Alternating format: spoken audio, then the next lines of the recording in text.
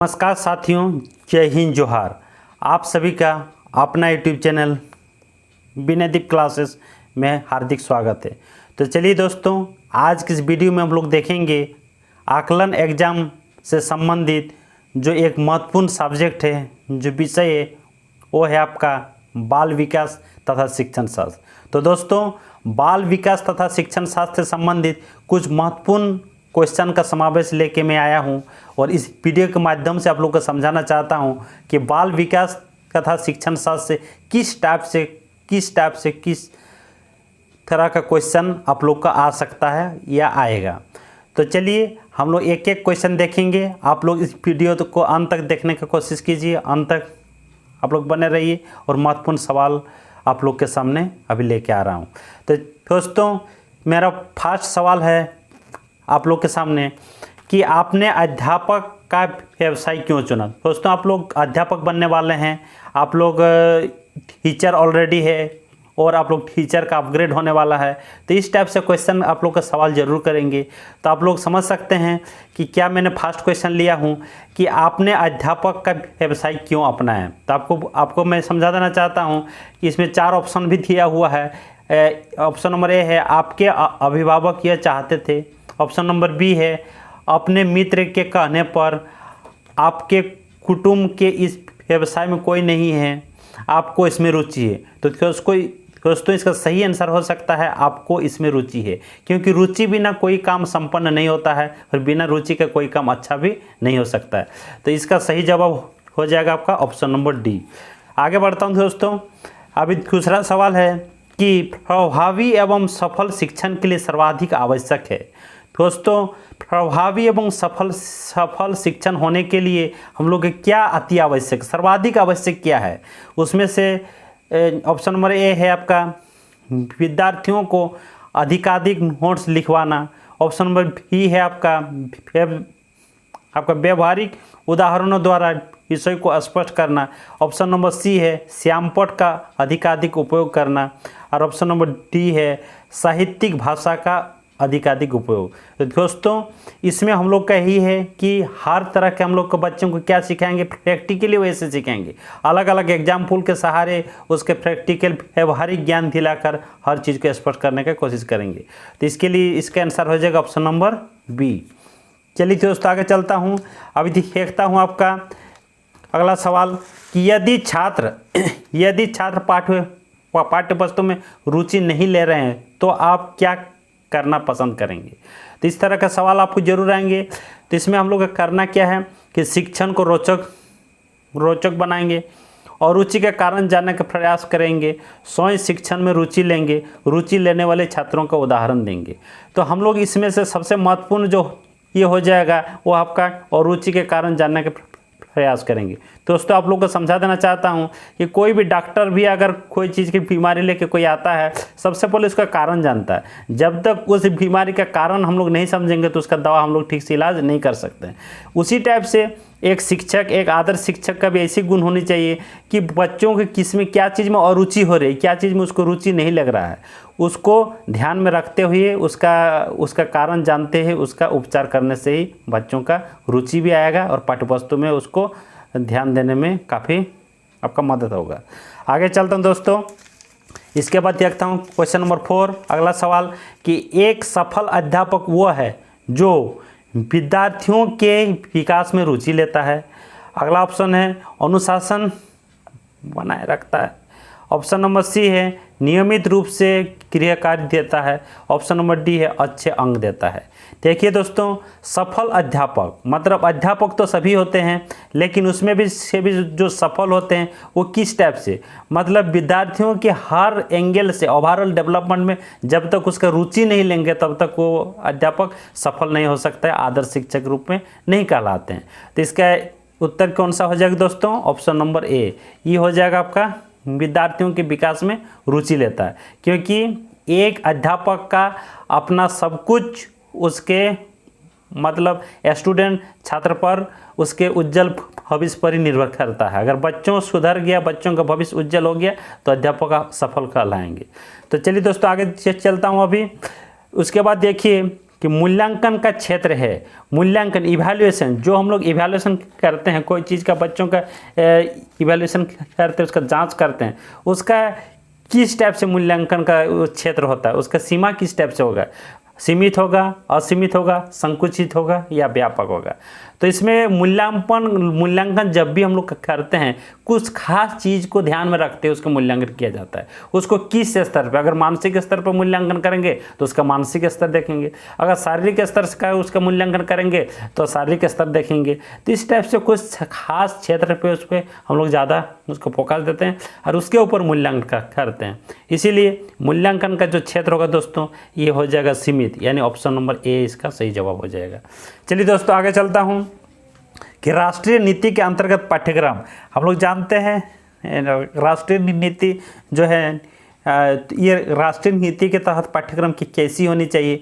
तो हम सभी जानते हैं कि पाठ्यक्रम ऐसी होनी चाहिए, इसमें 4 ऑप्शन दिया है। बालक केंद्रित होना चाहिए, शिक्षक केंद्रित होना चाहिए, राजनीति केंद्रित होना चाहिए, उपरोक्त में से कोई नहीं। तो दोस्तों आप लोग को समझा देना चाहता हूं कि शिक्षा हम लोग किसके लिए दे रहे हैं, बालक के लिए दे रहे हैं। बालक अगर अच्छे से सीख पाएंगे तभी हम लोग का ये पाठ्यक्रम का सही रूपरेखा हो सकता है। तो इसीलिए पाठ्यक्रम के अंतर्गत ऐसी चीज़ समाहित किया जाता है जो बालक केंद्रित यानी चाइल्ड सेंटर्ड होता है। और हम लोग भी जो ज्ञान देते हैं, हम लोग भी जो अपना बालक को सही दिशा दिखाने का काम करते हैं, वो आपको बालक को ध्यान में रखते हैं, उसको केंद्र में करके ही उसको हम लोग आगे दिशा निर्देश देते हैं। इसीलिए राष्ट्रीय नीति के अंतर्गत पाठ्यक्रम कैसा होगा, बालक केंद्रित होना चाहिए दोस्तों, बालक केंद्रित होना चाहिए। तो चलिए दोस्तों आगे चलता हूँ। आगे इसी टाइप का क्वेश्चन आप लोग को बताने वाला हूँ। 25 क्वेश्चन इसमें है आपको दोस्तों, बहुत ही मज़ेदार क्वेश्चन और बहुत ही अच्छा क्वेश्चन है, आप लोग को जरूर आएगा इस टाइप से क्वेश्चन। इसके बाद अगला सवाल है दोस्तों, 6 से 14 साल के बालकों के लिए निःशुल्क एवं अनिवार्य शिक्षा का कानून लागू हुआ। हम लोग जानते हैं दोस्तों, अभी का जो हम लोग का राइट टू एजुकेशन है वो उसमें 6 से 14 साल के बालक के लिए निःशुल्क तो है ही और अनिवार्य रूप से शिक्षा देना है। अगर कोई अभिभावक बालक को अच्छी तरह शिक्षा नहीं देते हैं तो अभिभावक दोषी होंगे, या उसके साथ साथ जो टीचर होंगे, जिस पोषक क्षेत्र के टीचर होंगे उस क्षेत्र के टीचर भी दोषी कहलाते हैं। ठीक है दोस्तों, तो हम लोग को 6 से 14 वर्ष तक के बालक को अनिवार्य और निःशुल्क शिक्षा हम लोग को देनी है। तो इसका कानून कब लागू हुआ था? एक है 1 अप्रैल 2010, 2 अप्रैल 2010, 15 अप्रैल 2010, 16 अप्रैल 2010। तो दोस्तों आप लोग को समझा देना चाहता हूँ, ये जो कानून लागू हुआ था वो हुआ था 1 अप्रैल 2010 को। ऑप्शन नंबर ए इसका सही जवाब हो जाएगा दोस्तों। इसके बाद हम लोग देखता हूँ कि शिक्षा का अधिकार, अगला सवाल दोस्तों, शिक्षा का अधिकार अधिनियम जोड़ा गया है। तो शिक्षा का जो अधिकार अधिनियम जोड़ा गया, इसमें कौन कौन सा ऑप्शन है? मौलिक अधिकारों में, मौलिक कर्तव्यों में, संविधान के नीति निर्देशक तत्व में और शिक्षा संशोधन में। तो इसका सही जवाब हो जाएगा दोस्तों मौलिक अधिकारों में, क्योंकि मौलिक अधिकार है, सबको शिक्षा ग्रहण करने की एक मौलिक अधिकार का ये माना गया है। इसीलिए शिक्षा का अधिकार अधिनियम मौलिक अधिकारों से जोड़ा गया है। चलिए दोस्तों आगे देखता हूँ कि अच्छी संस्कृति के लिए अच्छी स्मृति के लिए आवश्यक है। दोस्तों अच्छी स्मृति के लिए हम लोग का आवश्यक कौन कौन से होनी चाहिए, कौन सी होनी चाहिए? इसमें ऑप्शन नंबर उच्च अधिगम। अधिगम मतलब होता है दोस्तों लर्निंग, सीखना। उच्च धारण शक्ति और पुनः स्मरण। पुनः स्मरण मतलब हम लोग का रिकॉल होनी चाहिए, हम लोग का मतलब रिमेंबर होनी चाहिए, पुनः हम लोग का स्मरण में आना चाहिए। तो ये सारे चीज़ हम लोग के लिए आवश्यक है। अच्छी स्मृति के लिए ये सारे चीज़ का होना आवश्यक है। इसीलिए इसका सही जवाब क्या हो जाएगा दोस्तों? उपयुक्त सभी हो जाएगा। आगे बढ़ता हूँ दोस्तों।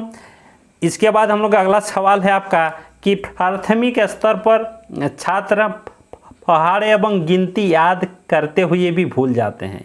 ये बहुत ही इंपॉर्टेंट क्वेश्चन है दोस्तों, वेरी वेरी इंपॉर्टेंट। मैं इसको लिख देता हूँ कि प्राथमिक स्तर पर छात्र पहाड़ एवं गिनती याद करते हुए भी भूल जाते हैं। इस प्रकार की स्मृति कहलाती है, क्योंकि छोटे बच्चों का जो माइंड होता है, उसका जो दिमाग होता है वो मैच्योर नहीं होता है, और मैच्योर नहीं होने के फलस्वरूप एकाग्रता भी नहीं रख पाता है, चंचल काफ़ी होते हैं। इसीलिए उसको इस टाइप का मतलब भूल जाते हैं। कोई भी चीज़ सीखते हैं लेकिन वो भूल जाते हैं।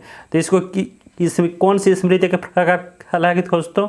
एक है सक्रिय स्मृति, एक निष्क्रिय स्मृति और एक प्रयोगशाला आपका स्मृति और ये सभी। तो इसमें इसका सही जवाब हो जाएगा दोस्तों निष्क्रिय विस्मृति। निष्क्रिय विस्मृति इसका सही जवाब हो जाएगा। चलिए तो दोस्तों आगे देखता हूँ। आगे अगला सवाल है कि थकान का सामान्य लक्षण है। दोस्तों हम लोग का सब कोई को जब कोई हम लोग कुछ काम करते हैं तो हम लोग का एनर्जी लॉस होता है। एनर्जी जैसे लॉस होता है हम लोग का थकान होता है। आप लोग को और एक चीज़ समझा देना चाहता हूँ, जब कोई व्यक्ति अपना कार्य पे प्रति समर्पित रहते हैं उसको जरूर थकान होता है। और थकान होने का मुख्य कारण जो है हम लोग का शरीर में लैक्टिक एसिड का जमा हो जाना। अगर लैक्टिक एसिड हम लोग का ज़्यादा मात्रा में जमा हो जाए तो हम लोग को थकान की अनुभूति होती है। तो इसमें इस सवाल के लिए क्या है, थकान का सामान्य लक्षण है। इसका लक्षण पूछा गया है, थकान का सामान्य लक्षण कौन सा हो सकता है। ऑप्शन नंबर ए है कार्य करने की इच्छा का अभाव। ऑप्शन नंबर बी है शरीर में शिथिलता। ऑप्शन नंबर सी है कार्य क्षमता में लगातार कमी। और उपरोक्त सभी। तो इसमें कार्य करने की क्षमता की इच्छा का अभाव ये भी तो लक्षण हो सकता है, शरीर में शिथिलता ये भी लक्षण है, और कार्य क्षमता में लगातार कमी ये भी आपका थकान का ही सामान्य लक्षण है। तो दोस्तों इसका ऑप्शन नंबर डी इसका सही जवाब हो जाएगा, यानी उपयुक्त सभी हो जाएगा। चलिए दोस्तों आगे चलता हूँ। इसके बाद आगे देखता हूँ थकान में उत्पन्न होने वाले बालक अधिगम स्तर पर क्या प्रभाव पड़ता है। जब कोई भी किसी बालक को थकान हो जाता है तो अधिगम स्तर पर मतलब उसका लर्निंग कैपेसिटी में कुछ ना कुछ तो उसका आपका अंतर होता है, कुछ ना कुछ उसका प्रभाव जरूर आता है।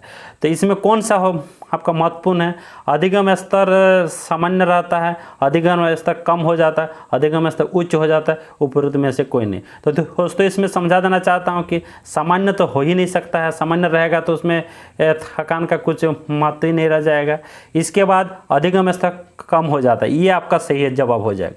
तो दोस्तों जब कोई भी थकान लगेगा हम लोग का तो कुछ काम करने लर्निंग कैपेसिटी भी हम लोग का क्या हो जाएगा, स्लो हो जाएगा, कम हो जाएगा, लो हो जाएगा। तो चलिए दोस्तों आगे देखता हूँ अभी कि कप्पू स्वामी के अनुसार निर्देशन की आवश्यकता रही है। निर्देशन काउंसलिंग एंड गाइडेंस जो होते हैं तो निर्देशन की आवश्यकता किस टाइप से होती है। तो ये कप्पू स्वामी के अनुसार क्या कहा है, ये एक आपका एजुकेशनल साइकोलॉजिस्ट रहा है कप्पू स्वामी। तो ये क्या है, इसने दिया है वर्तमान समय में, प्राचीन समय में, मध्यकाल में, इन सभी में।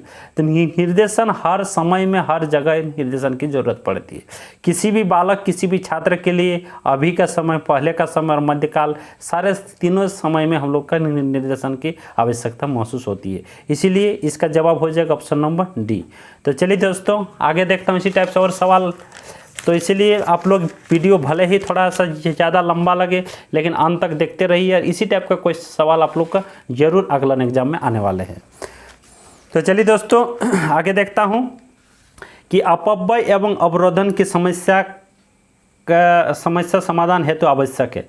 अपव्यय एवं अवरोधन इसका समस्या समाधान हेतु आवश्यक सामूहिक निर्देशन, व्यक्तिगत निर्देशन, शैक्षिक निर्देशन, उपयुक्त सभी। इसका सही जवाब हो जाएगा शैक्षिक निर्देशन। जब तक हम लोग शिक्षा के क्षेत्र में कुछ आगे नहीं करेंगे, बच्चों को अच्छा से शिक्षा नहीं देंगे, उसमें गाइड नहीं करेंगे, तब तक अपव्यय हम लोग मान के चलिए 100 रुपये किसी अनपढ़ को देंगे, 100 रुपये किसी लिखा पढ़ा आदमी को देंगे तो उसका खर्चा करने का तौर तरीका अलग होगा, और जो शिक्षित होंगे वो अच्छी तरह से उसको हैंडल कर पाएंगे और खर्चा भी अच्छी तरह से वो कर पाएंगे। तो दोस्तों इसका आंसर हो जाएगा सी। तो चलिए आगे देखता हूँ कि अनुशासनहीनता की समस्या का समाधान किया जा सकता है। अगला सवाल है अनुशासनहीनता की समस्या का समाधान किया जा सकता है। दोस्तों अनुशासन में कुछ संभव नहीं होता है, अच्छे काम भी आपका बिगड़ जाता है। इसीलिए हर किसी को अनुशासन ढंग से में ही आपका रहना चाहिए और डिसिप्लिन वे में अपना काम करना चाहिए। तो इसका ऑप्शन कौन सा होगा, व्यक्तिगत निर्देशन द्वारा, शैक्षिक निर्देशन द्वारा, ए बी और दोनों, और सामाजिक निर्देशन। तो अनुशासनहीनता की समस्या का समाधान तभी हो सकता है जब उसको व्यक्तिगत रूप से भी उसको ये करेंगे, उसको निर्देशन करेंगे, और साथ ही साथ उसका शैक्षिक निर्देशन में भी हम लोग को ध्यान देना। तो इसका आंसर एक्चुअली हो जाएगा आंसर हो जाएगा option number C. A B दोनों दिया है, ये ए और बी नहीं होगा, ये सी नंबर इसका सही जवाब होगा। इसका सही जवाब कौन सा होगा दोस्तों, ऑप्शन नंबर सी। चलिए दोस्तों आगे देखता हूँ कि रुचि से किया हुआ ध्यान और ध्यान करना ही रुचि है। यह कथन किसका है? ये महत्वपूर्ण कथन है दोस्तों, इसको आप लोग ध्यान दीजिए कि रुचि से किया हुआ ध्यान और ध्यान करना ही रुचि। यह कथन किसका है दोस्तों? ये कथन है आपका मैकडूगल का। ये है आपका मैकडूगल, स्किनर का भी नहीं है, ग्रीन का भी नहीं है, हॉवेल का भी नहीं, ये है आपका मैकडूगल का। दोस्तों आगे बढ़ता हूँ दोस्तों कि मंदबुद्धि बालकों के लिए उपचारात्मक शिक्षण का उद्देश्य होना चाहिए। मंदबुद्धि मतलब स्लो लर्नर, जो बहुत ही धीमा कोई चीज़ को समझ पाता है, धीमा पकड़ पाता है, उसके उपचारात्मक के लिए, उसका निदान के लिए उसको किस टाइप के शिक्षण का उद्देश्य होना चाहिए? वो उद्देश्य होना चाहिए स्वस्थ आदतों का निर्माण, शारीरिक स्वास्थ्य की उन्नति, आत्मविश्वास के भावना के विकास। तो इसमें तीनों समाहित होनी चाहिए उस बालक के अंदर। तीनों चीज़ में उसको ज्ञान देनी चाहिए। स्वस्थ आदतों का स्वस्थ शरीर में ही स्वस्थ मन का विकास होता है, हम लोग जानते हैं। तो ये भी होना चाहिए। शारीरिक स्वास्थ्य की उन्नति, शारीरिक स्वास्थ्य में शारीरिक जब सुडौल नहीं रहेंगे तो कोई बच्चे स्फूर्ति रूप से अपना तन मन धन लगा के अपना काम नहीं कर सकते, इसलिए ये भी बहुत ज़रूरी है। और आत्मविश्वास की भावना का विकास, जब तक सेल्फ कॉन्फिडेंस किसी बच्चे का नहीं होगा तब तक वो अच्छा काम आसानी से नहीं कर सकता है। किसी भी काम को कर पाने के लिए वो हिचकिचाएगा नहीं, इसीलिए ये तीनों चीज़ बहुत महत्वपूर्ण है। इसलिए तो दोस्तों इसका सही जवाब हो जाएगा उपयुक्त सभी। ठीक है दोस्तों, आगे चलता हूँ। इसके बाद है आपका अगला सवाल, बालक के विकास की प्रक्रिया कब शुरू होती है? तो दोस्तों आप लोग को बता देना चाहता हूँ कि बालक के विकास ये हम लोग का मम्मी का कोख से ही, जब मम्मी का कोख में बालक रहता है, बच्चा रहता है, शिशु रहता है, उसी टाइम से विकास शुरू हो जाती है। ठीक है दोस्तों, तो इसका सही जवाब हो जाएगा जन्म से पूर्व। ये भी नहीं 10 साल के बाद, 5 साल के बाद, 15 साल, ये नहीं, जन्म से पूर्व, यानी जन्म हमारे धरती पर आने से पहले माँ के कोख में रहता है, माँ के कोख से ही उसका सब मतलब विकास की गति शुरू हो जाती है दोस्तों।